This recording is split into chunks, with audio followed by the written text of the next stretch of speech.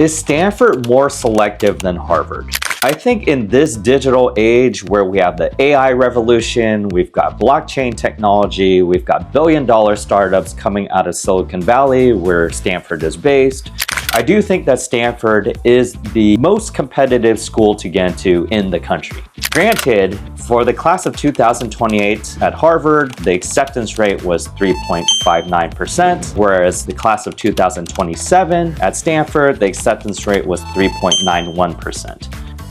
Stanford did not release its acceptance rates for the class of 2028, which means that we won't be able to find out the acceptance rate until it's released in what we call the common data set, which is a uniform process across all universities where they have to show their enrollment numbers or acceptance rates and the composition of the student body and so on and so forth.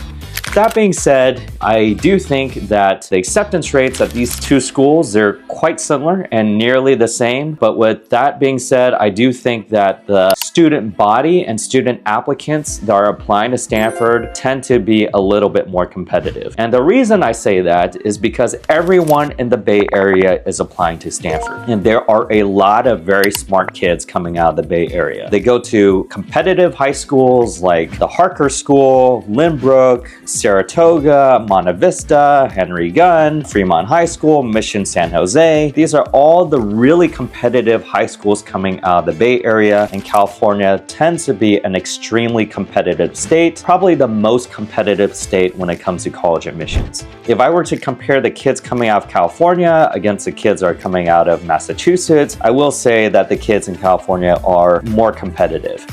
And therefore, even though the Harvard and Stanford acceptance rates are roughly the same, I will say that the applicant pool of students who are applying to Stanford are more competitive.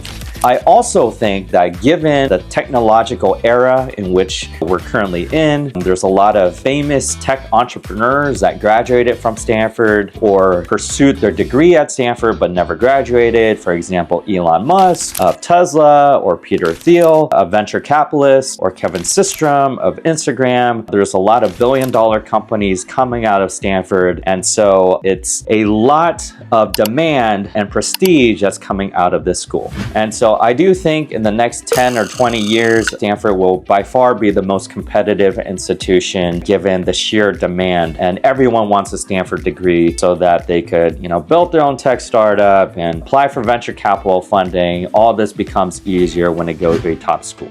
And so that's also why I truly believe the value of education or a college education really lies in the signaling effect and the prestige of the university, and less so about the education. Because let's face it, if you really wanted a Stanford MIT education, you could get it literally for free online. MIT has MIT courseware, and Stanford has their own online-based education where you could study and get a world-class computer science education at Stanford completely free and online should you pursue that route. In fact, the university professors, they release a course curriculum online as well as the homework and the problem sets. So if you want to get a taste of what a Stanford education feels like, definitely take a look online at the different course curriculum that these professors offer.